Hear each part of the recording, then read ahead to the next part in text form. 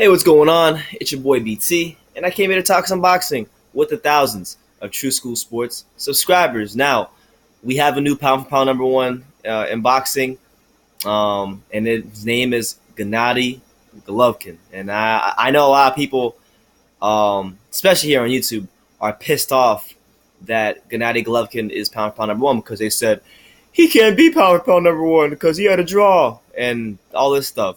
But even with the draw included, it's still title defense and what's been a historic middleweight run. 19 title defenses for Gennady Golovkin. His pushing a knockout rate of like in the high 80s, I believe. He's got a lot of knockouts. His record is what? 37-0-1 with 33 knockouts. I mean, that's pretty impressive.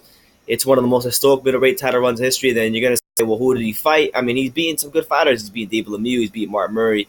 He's beaten Kell Brook. He's beaten Marco Antonio Rubio. He's beaten a lot of guys. He beat a lot of guys in the weight class. Daniel Jacobs as well.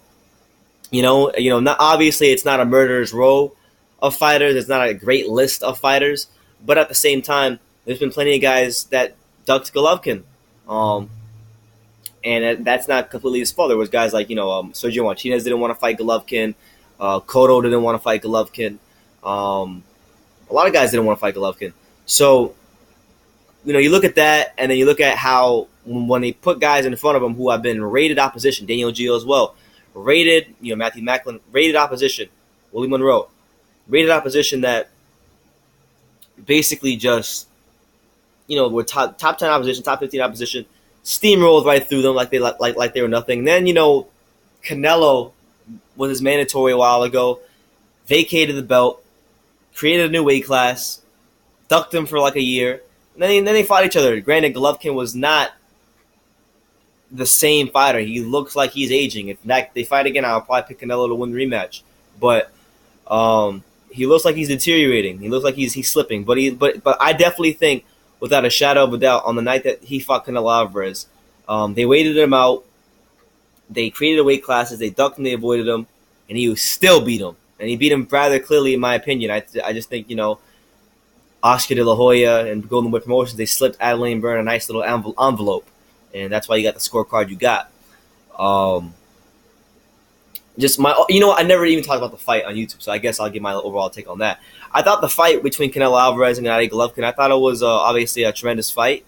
A lot of good back and forth action. I thought Canelo, for the most part, was very defensively responsible. But like I said many times, his downfall in this fight with Gennady Golovkin would be the fact that he fights in spurts, that he does not know how to maintain a consistent work rate. And if he was not able to properly deal with the Golovkin pressure, he would tire out and he would be ineffective. And that's pretty much from round like 3 or 4 all the way to like round 10 or 11. He was pretty much rendered ineffective because of the Golovkin pressure. He was slipping shots, yes, but he wasn't countering off of them. He constantly had the ring get cut off on him. And I thought Golovkin fought amazing. I thought the pressure he applied was not, it was very intelligent pressure. He put pressure on Canelo in a manner where he cut off the ring, where he picked his shots, where he respected his power because he knew that Canelo had better reflexes than him, was quicker than him, and if he landed him, he could really hurt Golovkin.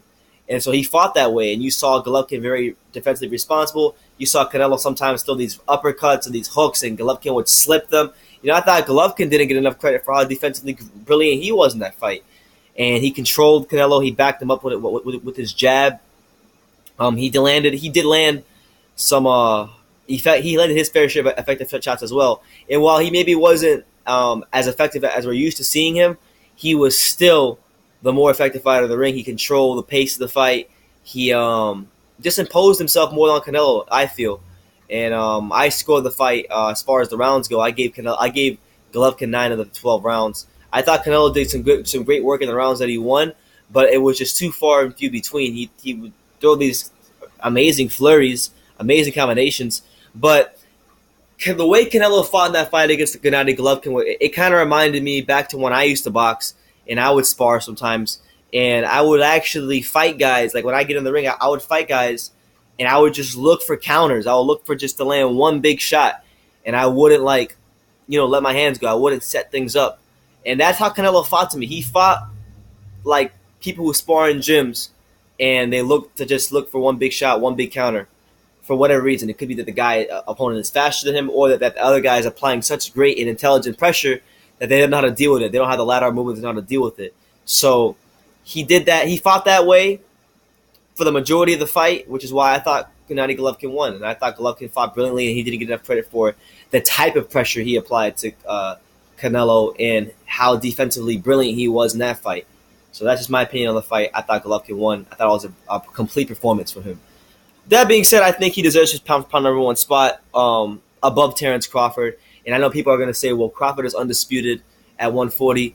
And, in my opinion, he gets all the credit in the world for that. If you want to put him number one pound for pound, I have zero problems with that because undisputed is nothing to just scoff at. And it's a lot harder to do in boxing these days with how many titles we have and with all the sanctioning fees. So to even get two guys that are willing to fight for undisputed titles because of all the sanctioning fees you'll have to pay, it's definitely an accomplishment worthy of praise. So if you want to put him pound for pound number one, I fully understand that.